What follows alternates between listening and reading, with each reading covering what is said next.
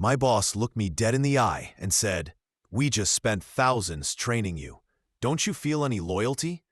I smiled, slid my resignation letter across his desk, and said, "Apparently not as much as your competitor does."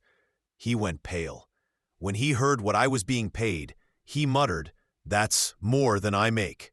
That was the moment years of frustration turned into the sweetest victory of my career. Let's rewind a few years. I was an engineer, working for a defense contractor. I'd been there about 4 years, doing the grind, the same tiny 2% to 4% raises every year, promotions that took forever to qualify for. The kind of company where next year is always the promise that never comes. I was young and hungry, still believing that if I worked hard enough, someone would notice. But deep down, I was starting to realize I was maxed out. There was no real path forward, no future that didn't involve me scraping by for years. So I tried to change my fate. I pushed to get on the management track, and eventually, they gave me a project engineer role to prove myself. Finally, a real chance. I built a team, 4 engineers, a designer, and 2 admins. Together, we took on a major system design project that would define the next year of our lives. And we didn't just succeed. We absolutely crushed it. Our system brought in $1.6 million in sales in its very first year. We earned the company a patent. We were even nominated by the U.S. Air Force and became finalists for Department of Defense Contractor Technical Team of the Year. They flew us to Washington, D.C. for an award ceremony. Black suits, champagne, applause, the works. And me?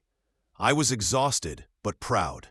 I'd spent 100 days that year traveling, testing, meeting customers, dealing with vendors. I missed my family, but I kept telling myself it would all be worth it. Then came performance review season.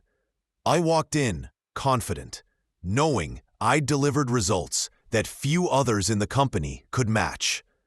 The review came back, 10 out of 10. Perfect score. My boss even said, "You've been exceptional this year." And then came the raise. 3%. The same as everyone else. No promotion, no bonus. Nothing beyond the bare minimum. I was stunned. At first, I thought there had to be some mistake, and then it got worse. One of my own team members, someone who technically worked under me but had a different manager, had just been promoted early to a senior position. I remember just staring at that email, my heart pounding. All the late nights, the travel, the awards, the patent, and they get promoted instead of me? I wasn't angry. Not right away. I was numb. Then that numbness turned into something sharper. I set up a meeting with my boss. I asked, as calmly as I could, why was my team member promoted and not me? He sighed, looked uncomfortable. "Well," he said, "I didn't think they really deserved it, but they're not my employee, so it wasn't my decision. Just keep doing what you're doing. We'll revisit next year." Next year, always next year. That's when something inside me broke. I walked out of his office, sat in my car, and thought about all the nights I'd given to this company. All the time I'd spent away from my family. All the times I'd said yes when I should have said no.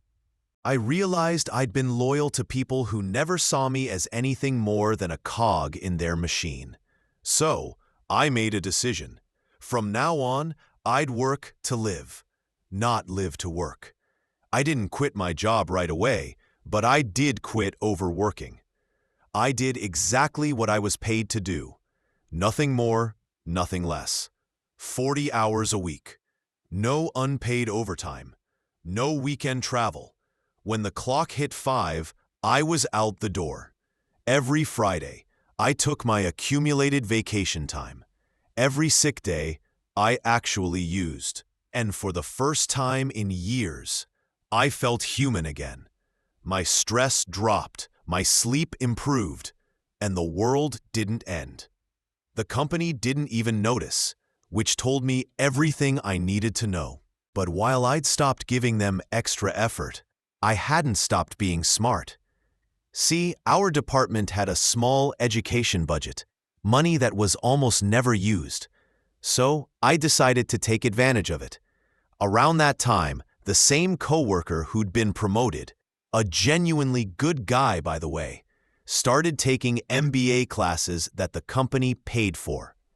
The catch? He had to stay there for several years afterward. But there was no such restriction on the software training budget. So we both signed up for classes, FEA and 3D modeling. We traveled around, learned new technologies, sharpened our skills. He was building loyalty. I was building my escape plan. The moment those classes ended, I quietly started applying for new jobs, positions that specifically required the new skills I'd just learned. Within a few weeks, I got an offer that made my jaw drop. A competitor offered me a position with a base salary that was double my current one, plus paid overtime. I couldn't stop smiling. All those years I'd been told to just wait, and suddenly, someone else saw my worth immediately. The next morning, I walked into my boss's office and handed him my resignation letter. He blinked. "Wait, you're quitting? Now?" "Yeah," I said simply. "I've accepted another position." His face turned red. "We just paid for you to travel all over for those training classes. You can't just leave.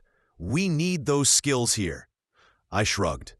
"Guess you should have thought about that before deciding my hard work was worth 3%. He leaned forward, desperate now. "Don't you have any loyalty? Any guilt?" I looked him straight in the eye. "Do you?" Silence. Then he asked the one question bad bosses always ask. "How much are they paying you? Maybe we can match it." I told him the number. He stared at me, speechless. That's more than I make." I smiled. "I know." I walked out of that office lighter than I'd felt in years. The following year, between base pay and overtime, I made 3 times my old salary. 3 times. My family finally got to see me happy. Not stressed, not exhausted, just living. And the best part? Months later, my old company reached out asking if I'd consider consulting for them. I gave them my new hourly rate. Let's just say they never called again. Looking back, leaving that job was the best decision of my professional life. Because here's what I learned. Loyalty is a two-way street. If your company doesn't value you, you don't owe them your time, your weekends, or your peace of mind. I used to think quitting was failure. Now I know it's freedom. Sometimes the sweetest revenge isn't burning bridges. It's building a better one and walking right across it to something greater. So, if you've ever been underpaid, overlooked, or unappreciated, remember this story. The best payback isn't proving them wrong. It's proving yourself right. If this story gave you even a little satisfaction, hit that like button, drop a comment about your favorite workplace revenge story, and don't forget to subscribe for more tales of sweet, sweet justice. Because karma, it always finds its way home.